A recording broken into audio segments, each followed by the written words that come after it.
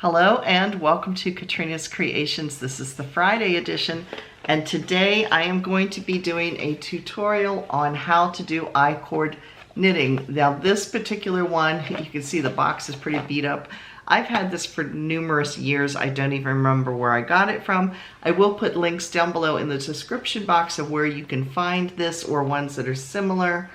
But this is for knitting I-cord. This one's called the Embellish Knit. Now I will hope that the tutorial goes well. Like I said, my loom is a little old, and as a result it's a little cantankerous. I had problems. I actually had to take the whole thing apart. Right now it's acting fine, but sometimes when I start cranking it, it starts crunching and making nasty noises. So we'll hope we can get this tutorial done. But what comes in the box is, of course, the loom itself. You have it looks like a clothespin, but it has weights in it, and I'll explain what that's for later. And then, of course, there's an instruction book, although if you're watching this YouTube video, you don't need that so much. But it does show you other things you can do with I-cord, like doing the, I think they call these frogs. Yeah, in fact, it says it on there, spiral loop frog. And then there's another one here, and it shows you, like, here's a lover, like a lover's knot, and then it shows you how to do that. So yeah, there are little instructions here how to make these if you wanted to do that with the I-cord. Now my particular I-cord loom, and they work basically a lot like a sock knitting machine, except there's only 4 needles inside. This one seems to be working best with nothing thicker than sport weight yarn. I've tried it with heavier and it doesn't work. So what I'm going to be using is sport weight. So I'm going to turn the camera around and we're going to do this together, and hopefully it will work and not freeze up and crunch a little bit with the loom. So let me get this turned around and then we'll get started with the tutorial. All right, I'm going to show you up close what this loom looks like. You can see inside, these are the 4 needles in here. And as you crank this, I'll turn it sideways, you can see they come up and they grab your yarn. And then these pieces right here, this little arm thing, that closes as you go around. And then the I-cord actually forms down inside this tube and comes out the bottom. So the first thing you're going to do with your yarn, get some rolled out here. I'm working with about a sport weight yarn, and you will see a little notch right here, a little loop thing. You're going to thread up through that. So go in through there and grab it. And then you're going to put the yarn down in the center hole.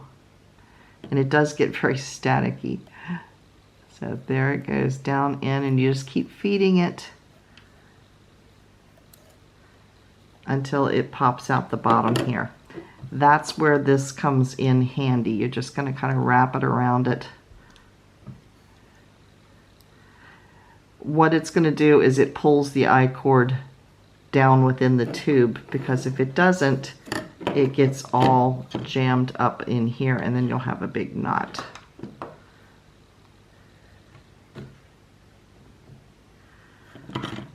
So the first thing you're going to do, you can see this yarn comes right through. There's a little notch here.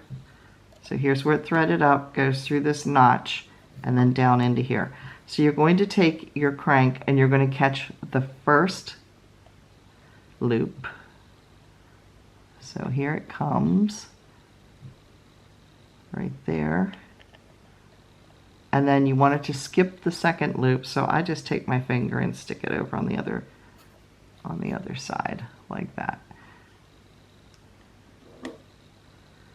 So then here comes the third hook. You can see it grabbing it and pulling it down.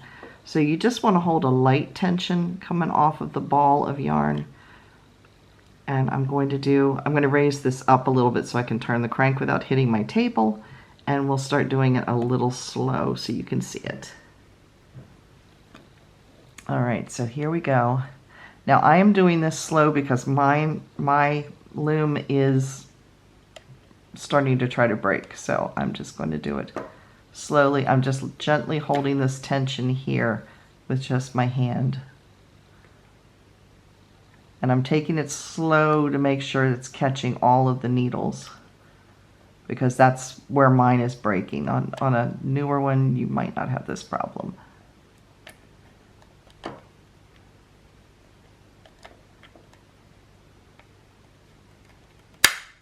There's the noise I'm having problems with mine.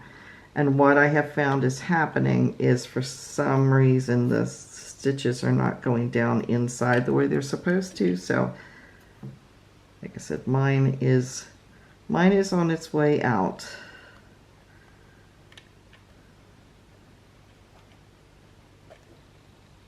So there we go.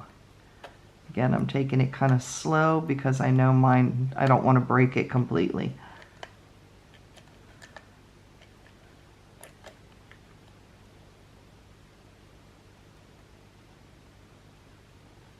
So turn this sideways so you can kind of see how the needles are going up and down.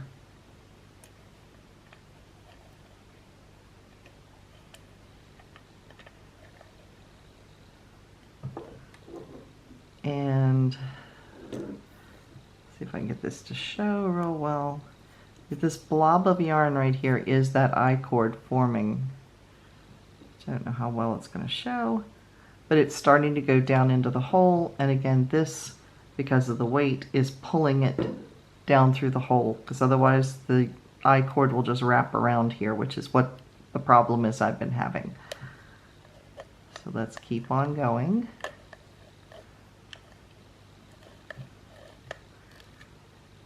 And mine's jamming up again.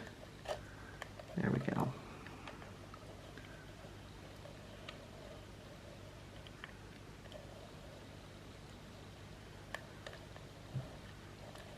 So you're going to keep using this until you finally see the I-cord coming out through the bottom. And I'm not going to keep doing that because, like I said, mine is jamming up. But the I-cord will come out the bottom here, and you just make as much of it as you want. And then when you're ready to take it off the needles, you're just going to lift it off one at a time and just I use a crochet hook and just take the loops as I pull them off and loop them to each other, just like you would when you're ending a knitting project. Just kind of pull one through the other like a slip stitch and then tie it off. And then you have all your I-cord coming out the bottom that you can do whatever you would like to with.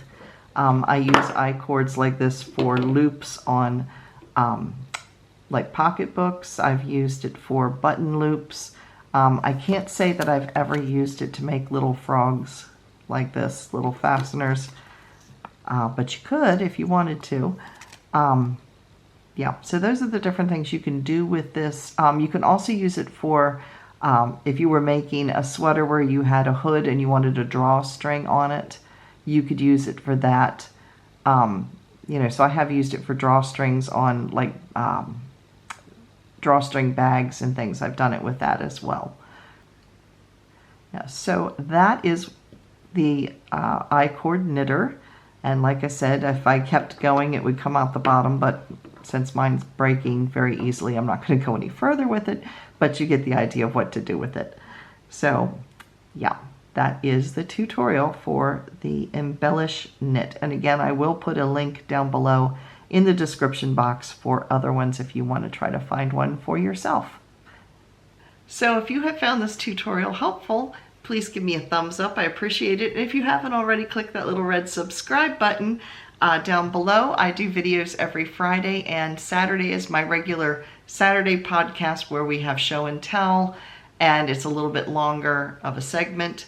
And I show my finished objects and all that kind of stuff. So yeah, if you haven't already, please click that little subscribe button, and I will see you again tomorrow. Bye, everybody.